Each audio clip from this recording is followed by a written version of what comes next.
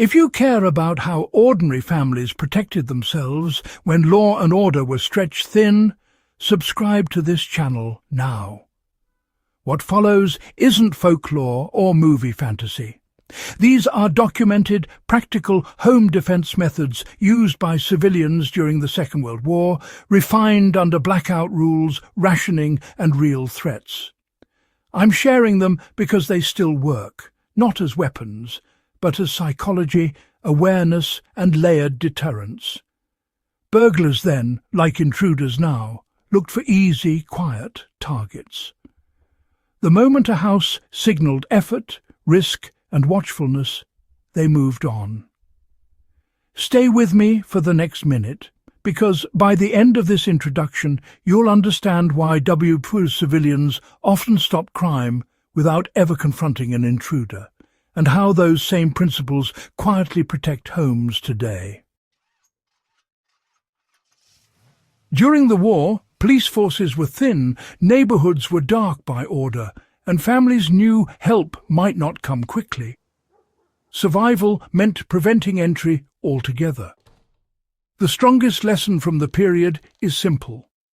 Defence began long before anyone touched a door. Every trick you're about to hear was meant to make a home feel alive, alert and unpredictable. That mindset, not force, is what made burglars refuse to enter. The first line of defence was making the house feel occupied at all times. Wartime families mastered the art of presence.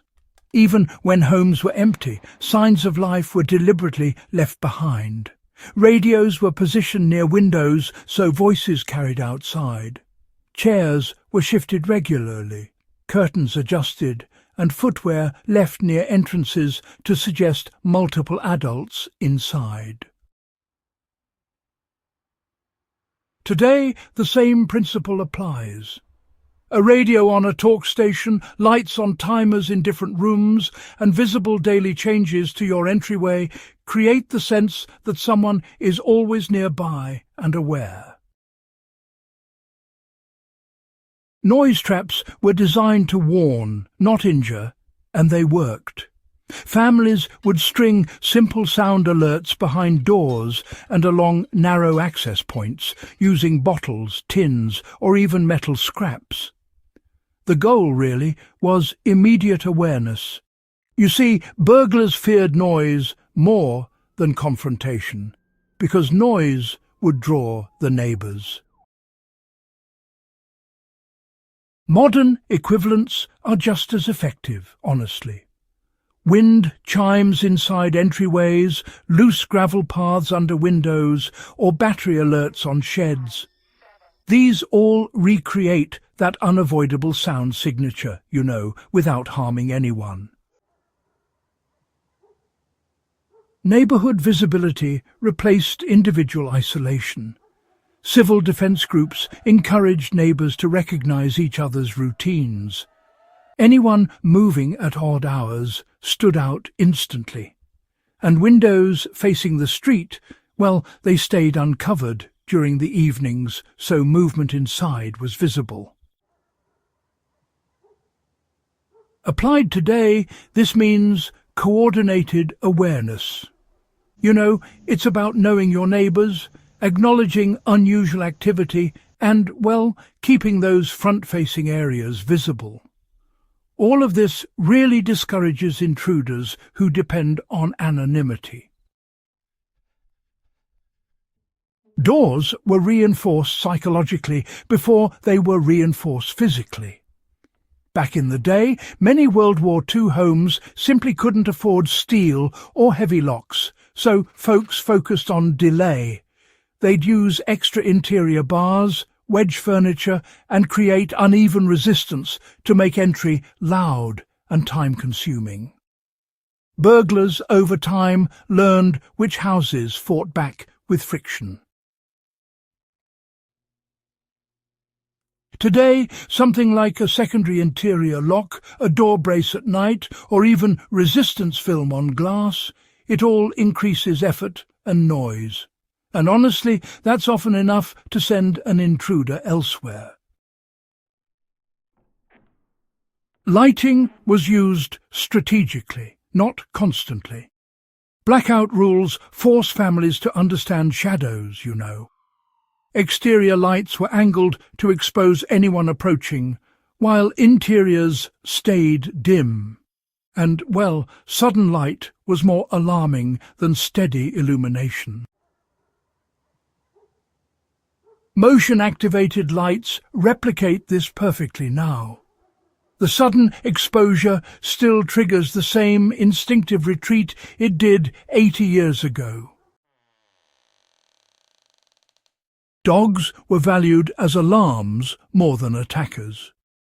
Even small dogs were prized because they announced approach long before a door was tested. The sound mattered, not the size, honestly. Families without dogs sometimes placed bowls, chains, or signs suggesting one. Today, a barking dog, whether it's real or just convincingly implied, remains one of the strongest burglary deterrents ever documented. Windows were treated as vulnerabilities, not decorations. Families, you know, would plant thorny shrubs beneath windows and steer clear of clear access routes. Broken glass embedded atop low walls was pretty common across Europe, and it was legal at the time. The modern application is, well, legal landscaping that discourages approach. Dense, uncomfortable plants and clear sight lines make windows unattractive entry points. Wartime burglars, you know, they often watched houses for patterns. Families would deliberately alter meal times, lighting schedules, and even their sleep routines to throw them off.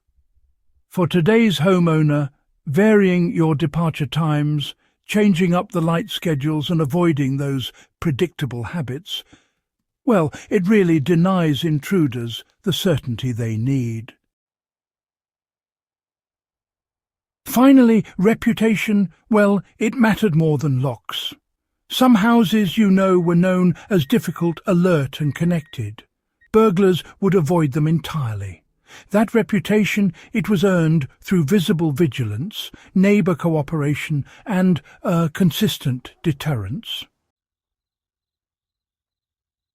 Even now, homes that project awareness are, honestly, rarely tested.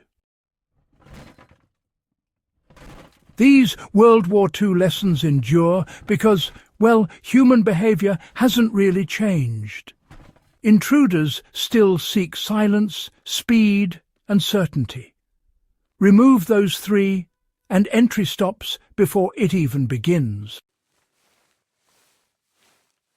If this kind of grounded historical survival knowledge matters to you, do subscribe to the channel, share this episode with fellow researchers and preparedness minds, and keep this history alive by putting it to work today.